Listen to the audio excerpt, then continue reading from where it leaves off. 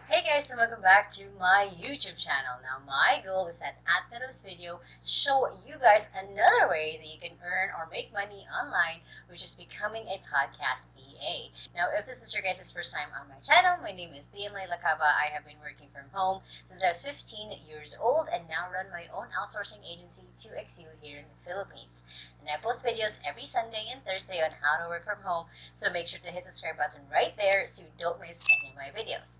Now, for our guest for today is a mom and a wife who's been a freelancer for 8 years now and has been a podcast manager for more than 2 years now. In the last quarter of 2020, she started a group called Podcast VAs Philippines to build a community of podcast VAs and aspiring podcast VAs. Okay guys, so without further ado, please help me welcome our guest for today, Miss Nilyn Matugas. Hi Lynn! Hello, how are you? I'm doing good. I'm excited to have you here. So I'm hoping you're also excited. So, and I mentioned this right before we started recording this. Basically, your setup as a podcast VA is very interesting for me, especially since a lot of people are getting into creating their own podcast. Yeah, Literally, a course that I'm going through right now, one of the slides just says, create your podcast. yeah. So, so tell me, how did you get started working online? We'll dive into that. And I would love to actually know how you got into being a podcast VA. Wow, it's a long story. I started back in 2012. I heard about online jobs when I was working in a call center. One of my workmates, when we were still on training, like the first two, when you have the first 2 weeks for American Mm-hmm. culture. So Mm-hmm. it was just within that time. And then she said she's going to resign because she found an Oh. online job. And so I was like, Mm-hmm. oh, that's interesting. That was the first time I heard about online jobs. Mm-hmm. And so since then, I started researching for online jobs. I only had Google at that time. Luckily now, a lot of people there's a lot of groups already that you can join in, and yeah. So yes, Mm-hmm. and then I found Odesk. That was still Odesk at that Ah, I time. remember Yeah, Odesk. Yep, I remember the Odesk. Yeah. the good old Odesk. Yes, Mm-hmm. and so I created a profile there, and then I basically, when I was still working, I did not resign right away. Mm-hmm. Just to make sure that you don't get It was broke legit. in Yeah. case you can't get a client right away. So Mm-hmm. that's what I did. I was applying while I was working, and then I finally found someone who was interested in getting me as a customer support representative. I Mm-hmm. started working for her in 2012. I worked with her for 7 years. Almost seven Wow. years. Yeah, it was Mm-hmm. quite a stable job for almost 7 years. And then I decided in 2019 that I do not want to take calls anymore. I was just Mm-hmm. too tired taking calls. And so I couldn't do that without leaving the customer service job. So I said Mm-hmm. I wanted to find a non voice related job. And then I found someone in onlinejobs.ph who was a podcaster. At that time, I was Mm-hmm. already learning to blog, just a Ah. personal blog. Yeah, I was Mm-hmm. learning to blog. And then on his post, he was looking for someone who can help him with his blog. And he also said that um, he has a podcast. But at that time, he was not really looking for a podcast manager. It was more into the blogging side, the website. And Mm-hmm. then from there, he just helped me. He helped me learn more about podcasting, take courses about podcasting. And Nice. then, yeah, now I'm a podcast manager. That's always amazing when people or employers just take the time to invest in you and investing in your training outside of what is usually expected. Like you just what you started your Yeah. story with, the usual 2 week training. But for him, even though you're already trained up, he gave you more training, so you'll be able to be more awesome than you than at that Yes. time you were. So tell us more. What does in your case podcast manager do? Well, basically, you help depending on what the client needs. Mm-hmm. Basically, you help them either before the episode gets recorded. I call it the 5 Ps of podcasting. It has five Mm-hmm. stages. It's got pre-recording. It's got the actual recording session or the production, post-production, then the promotion, and Mm-hmm. the publishing, wherein you publish the audio into the hosting, and then the promotion, like the social Mm-hmm. media, and where you get the word out. And for my clients, for this particular client who helped me out with podcasting, what I helped him with was I helped him find a guest for his podcast. I helped with his episode. He is the one who creates the audio, and he is also the one publishing it in Mm-hmm. the hosting platform, which is in his case was Libsyn. So what I did Ah. was I was on the campaign or the post production part. I created graphics in Canva for social media. I created the campaigns for drip for email. On the Mm-hmm. other hand, for his wife, because his wife is also my my client now, Oh, I was the nice. one. Yeah, Mm-hmm. I was the one editing the actual podcast episode and Oh. making it ready Mm-hmm. for publishing. So yeah. Out of curiosity, how many hours a week does it take to take care of one podcast? Because I know you're right now taking care of two with the wife's podcast. Like, Yeah. how many hours does it take for editing, for the creating the art, creating the on Canva? Canva is such a Hmm. lifesaver. Yeah, I know. How many hours did that take you? It really depends, depending on how articulate your client is. If they want Mm-hmm. all the ums and the ahs removed, if they want Mm-hmm. all the fillers, then it will take a lot of time. It also depends upon how long the actual recording is. Mm-hmm. But True. True. since I have been doing it for quite a while now, it could take me about 4 to 10 hours a week or per Mm-hmm. episode. Hmm. That's Mm-hmm. already like editing and creating, because for the social media part, a lot of them would just want to, yeah, like repurpose the same, what is that, graphic, and you just edit the picture, edit the audiogram and all. So it's not really like Mm-hmm. you have to do everything from scratch, like Yeah. you have the template already. So yeah, I True. think it would True. take that long per Oh. episode. So, how many episodes does your client produce? Out of curiosity. Right now it's one per week. So yeah. Wow. As someone who creates 2 videos a week, I know how much effort that puts into, and just the amount of editing also, and just post production. That's the biggest part of it. Yeah. So far, what has been kind of the most surprising thing about being a podcast VA? Like, do you have any like really good stories of how being able to save the day, or stories of when the audio was really really bad and you couldn't really do anything about it? What's been surprising thing so far? Well, aside from my two clients who are really just part-time jobs, I also work as a customer support, email and chat for Zencaster. Mm-hmm. It's a remote recording as Mm-hmm. well, and so we are helping them via chat and email.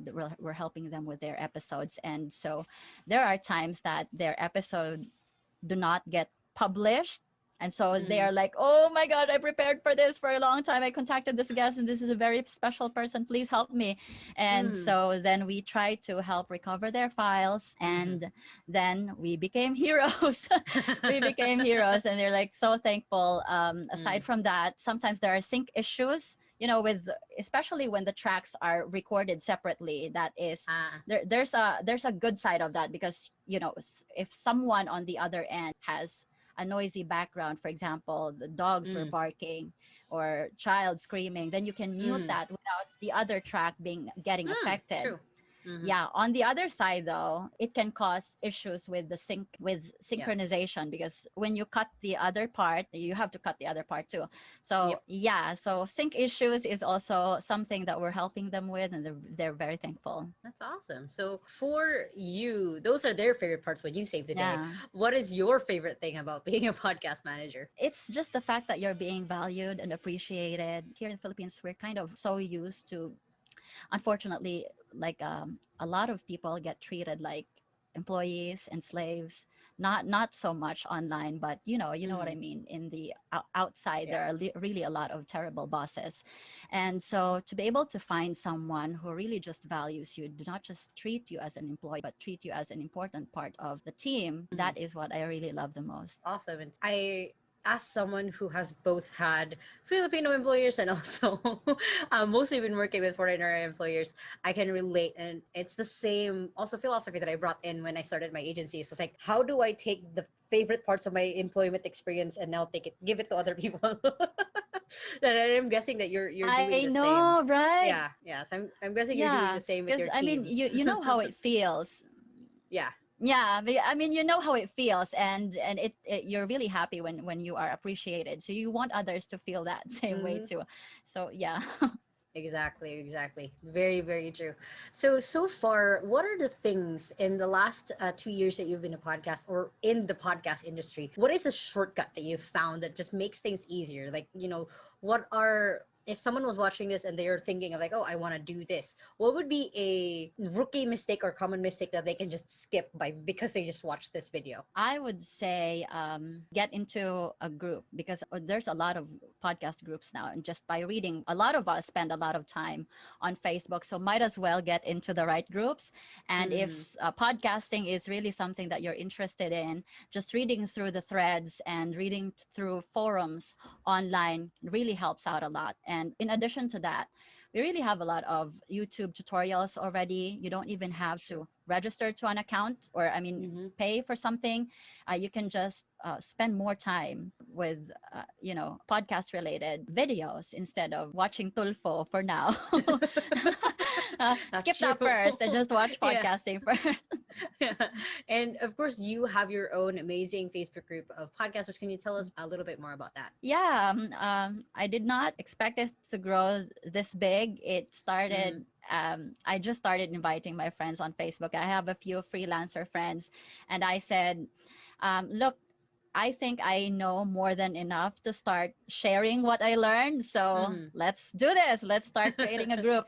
And now, Mm-hmm. Podcast VAs Philippines is a group of 600 members, and to me that's Mm-hmm. already an achievement, especially that we just started in August. And so it was created with the intention of connecting with podcasters and aspiring Mm-hmm. podcasters, as well as podcast VAs and aspiring podcast VAs. So yeah, we are sharing our podcasts there.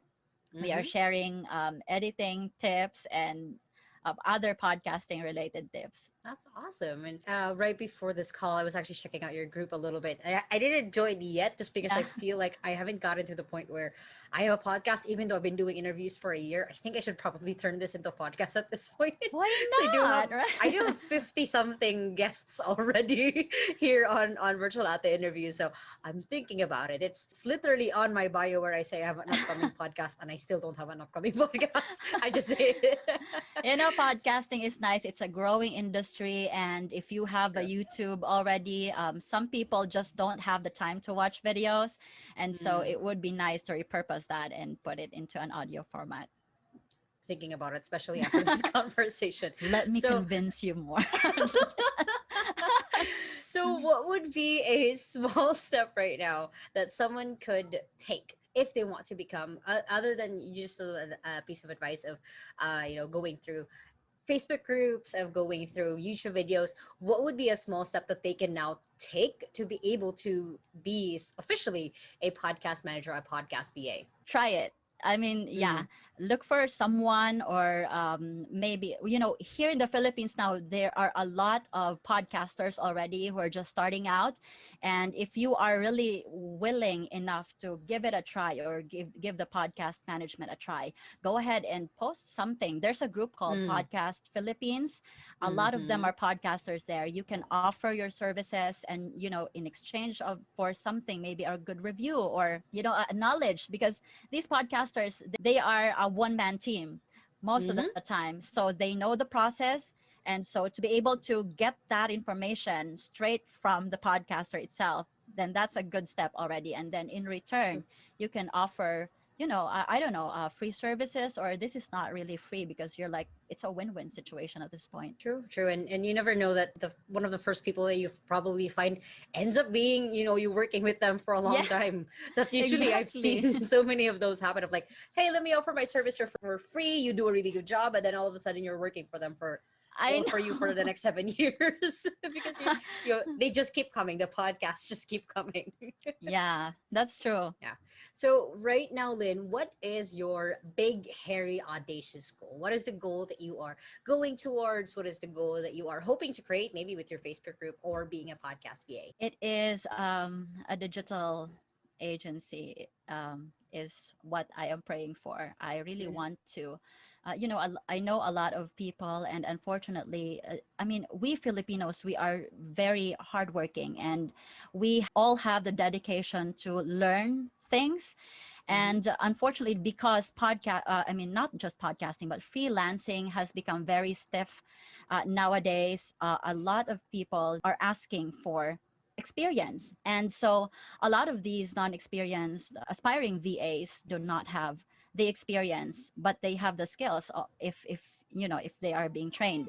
So Mm-hmm. that's what I really wanted to do. I have a few people I really want to help out, and so I can only do this by starting out an agency. So that's the goal. That's awesome. And as someone who does have an agency, it is true that once you're being able to train people, it is then easier. Plus, you're bringing in people, you're bringing in money into the country, you're also getting Yeah. people to start having jobs also. So I am here 100%. I'll refer clients to you as much as whenever people come through from across. Now that I know you, so thank you so much, Lynn, for sharing your story, for sharing your insights on how to be a podcast VA. And if you guys, again, want to know more about Lynn, make sure to check out all of the links below and you'll be able to find her. Thank you so much for your time, Leanne. Now, feel free to leave a comment below of any favorite tidbits and words of wisdom from Lynn today, guys. And of course, make sure to hit that like button right there if you guys enjoyed this video. Now, if you guys still haven't, make sure to hit the subscribe button right there so you don't miss any of my videos every Sunday and Thursday on how to work from home. You guys can check out this playlist right here on how to start your own business, this playlist on how to start your online career, and this video on the latest video that we have on this channel. And I hope you guys have an awesome day. Remember that small steps matters, and I'll see you in the next video. Bye!